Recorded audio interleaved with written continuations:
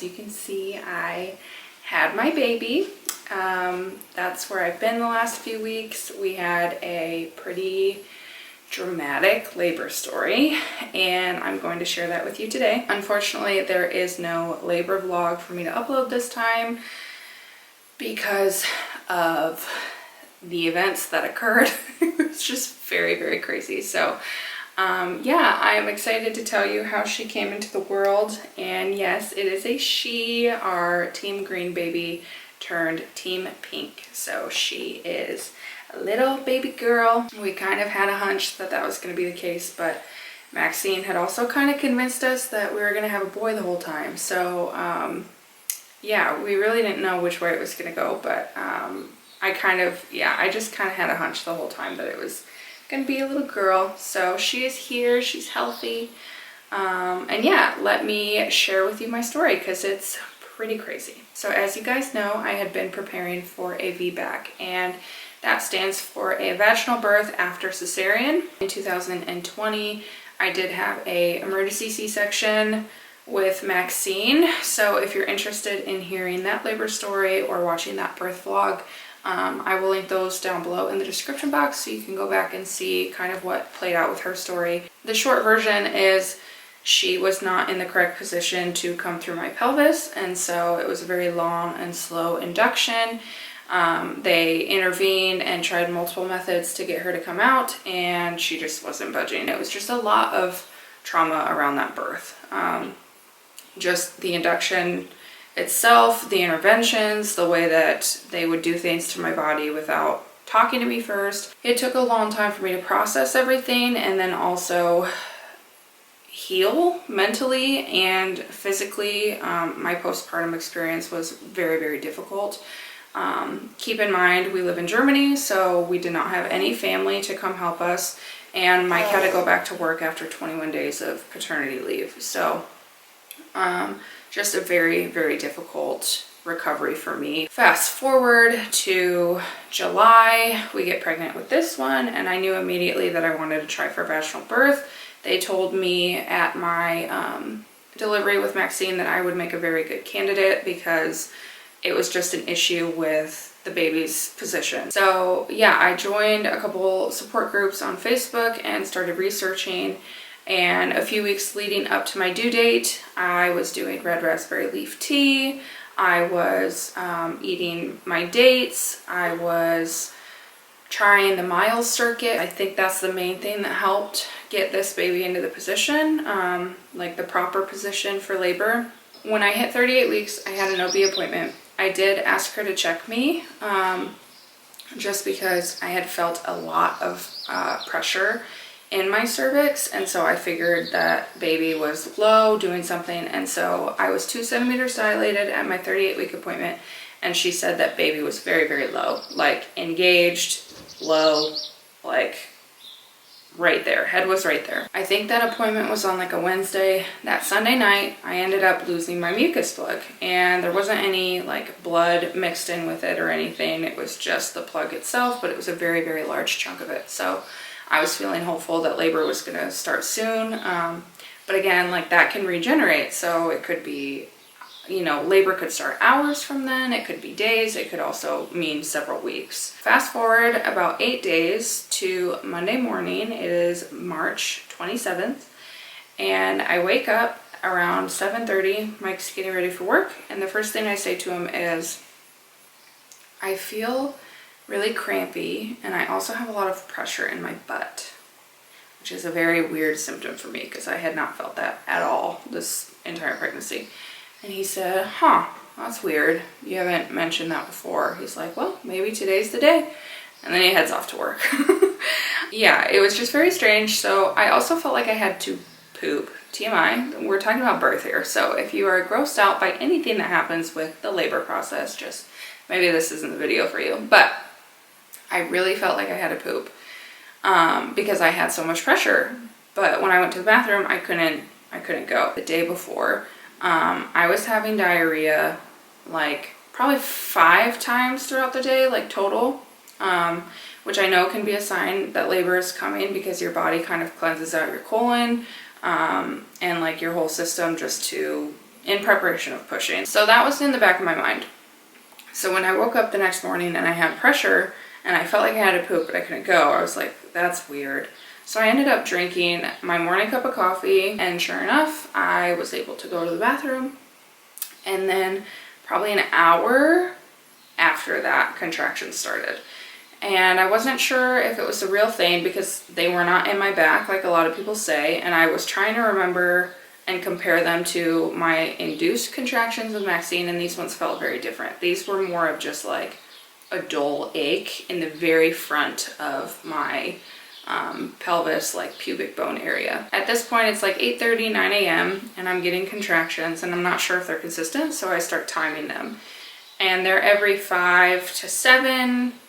Average was 5 to 7 minutes. Some were 10 minutes apart, others were 12. They were pretty sporadic and not really consistent. So I was like, I don't really know if this, like maybe I'm in early labor. So I ended up getting into a hot bath, and I was like, if this is false labor, these will fizzle out. So I get into the bath and little Maxine comes in and starts pouring water over me and helping me take a bath, which was really sweet. They did not go away. So at this point, I take a screenshot of my contractions and how frequently and how long they're lasting, because they're lasting anywhere from like 30 to 60 seconds. So I send it to my OB and I said, hey, at what point do you think I should head to the hospital? Because they're starting to get more intense. I'm having to breathe through them.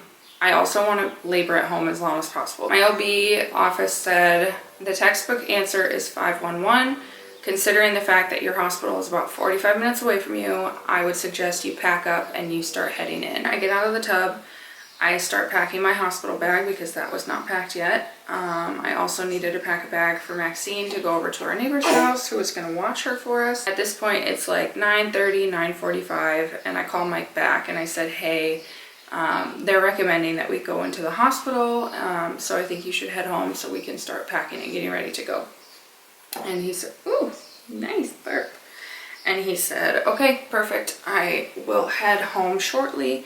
Do you need anything while I'm on post? And I was like, yeah, stop at the shopette, get some body armor, some coconut water, some snacks that are on sale. Like, I know how this goes. It's going to be a while. And then I hit what I think is transition, because my contractions, I had to stop timing them. They were back to back.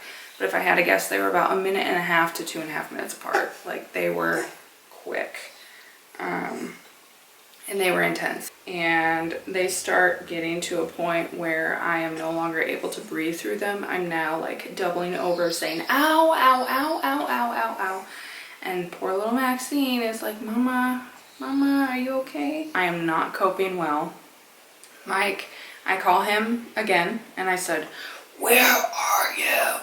And so he's like, I'm coming down the neighborhood street. Like, I'll be there in just a second. I'm like, okay, good, because we need to go. Like, this is it.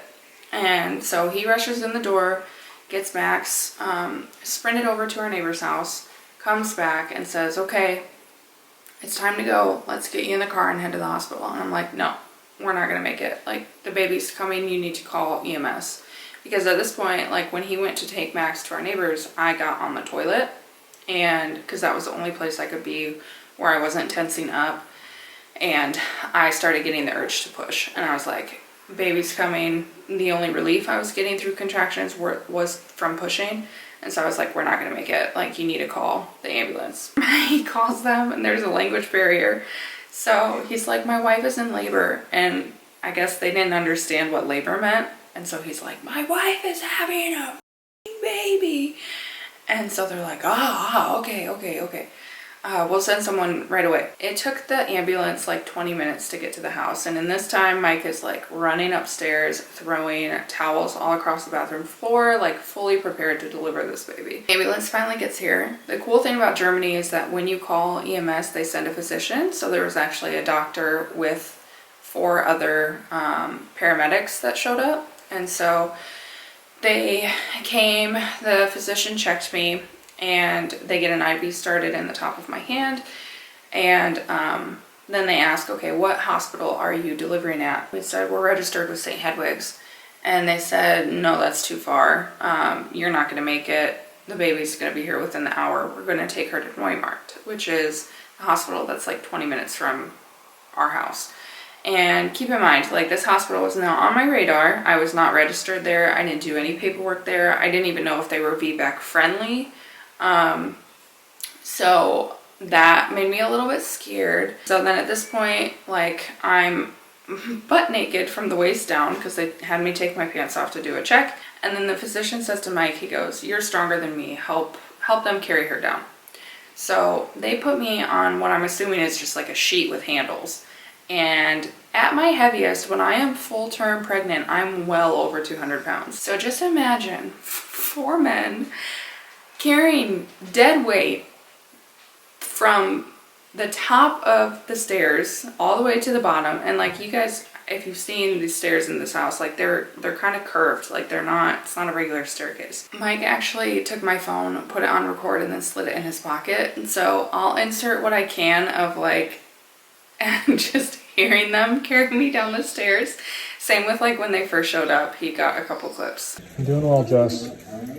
Good job. And why was it a C-section? We take it to Neumarkt, yes? They induced me and Regensburg? No, that's too far away. Too far, okay. Jess, they saying Regensburg's too far. We're going to Neumarkt. Okay? Okay. Ja, wir gehen. Okay. Wie viele Wochen war das? Now come on here. Yeah. You're stronger than me.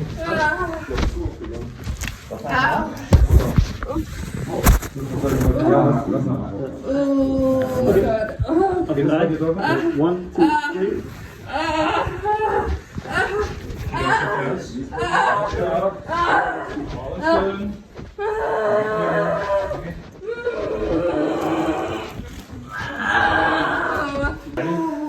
One, two, three. Up.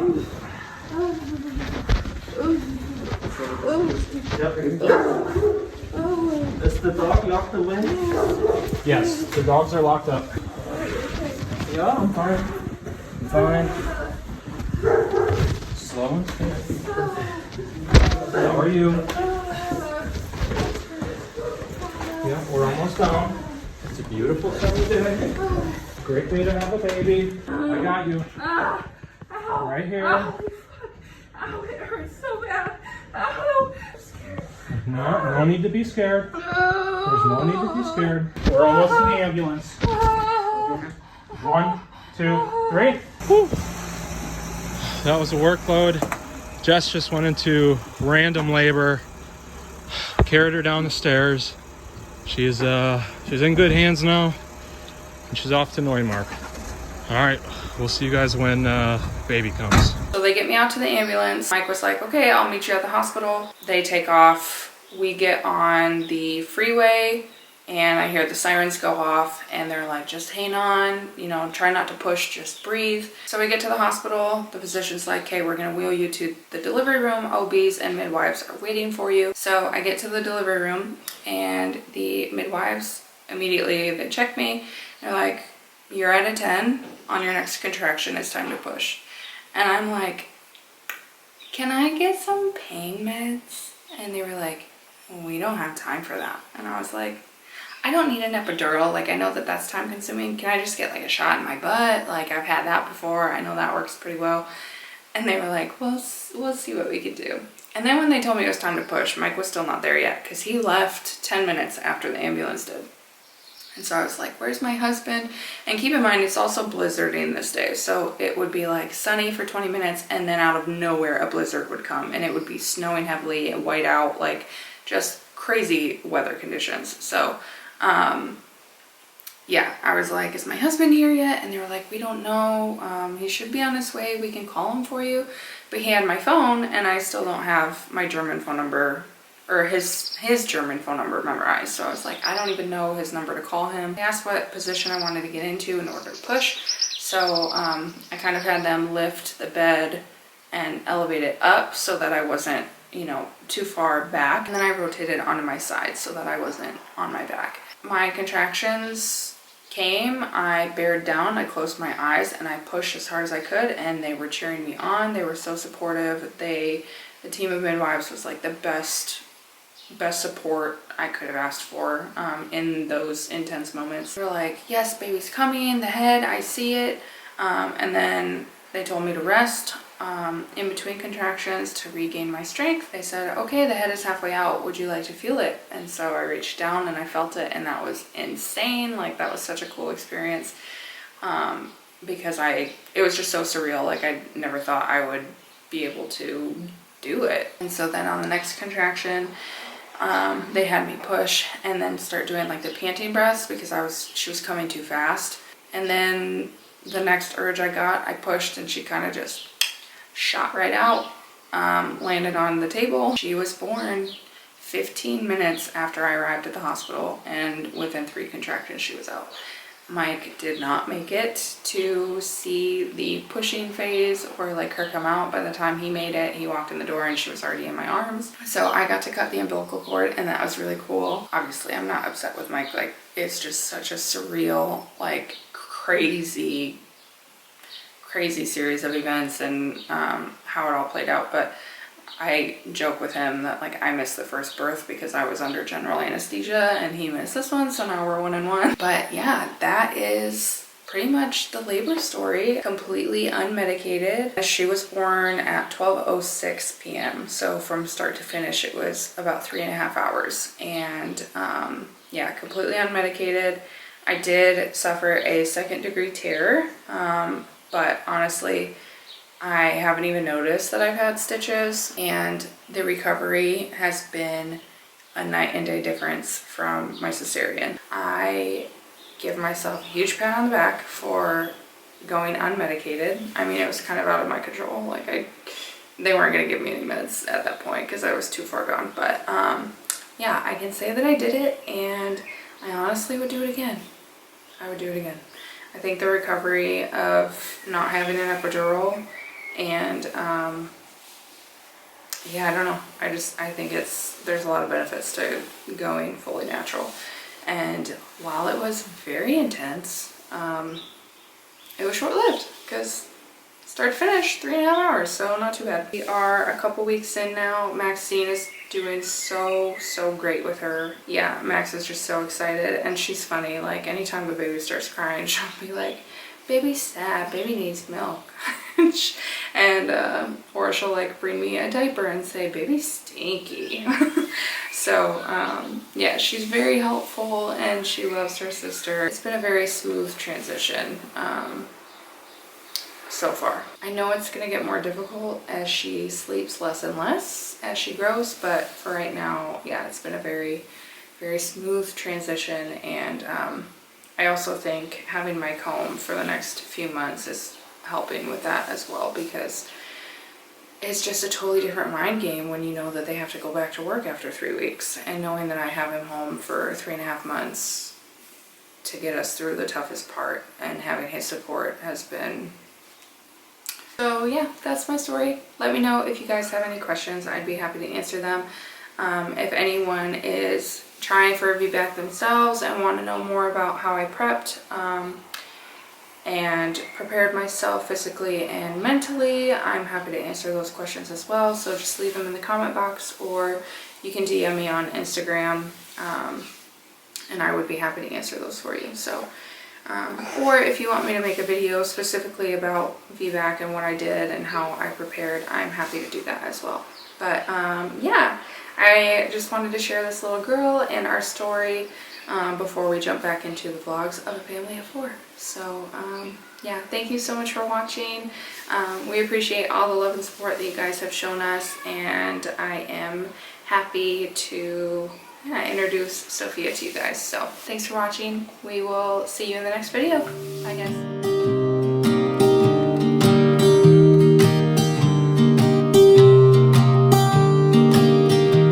I was never the one to write up a song for just anyone. I was always the one to find myself lost in old conversations. Oh, 'cause I've always been told that things will unfold if you keep on waiting. But then you came along and proved me all wrong. I was so mistaken, 'cause you glue all the pieces back together. Yeah, you take all my wrongs and make them better. Yeah, you're making me wanna try forever. And I feel so free, oh my sweet baby.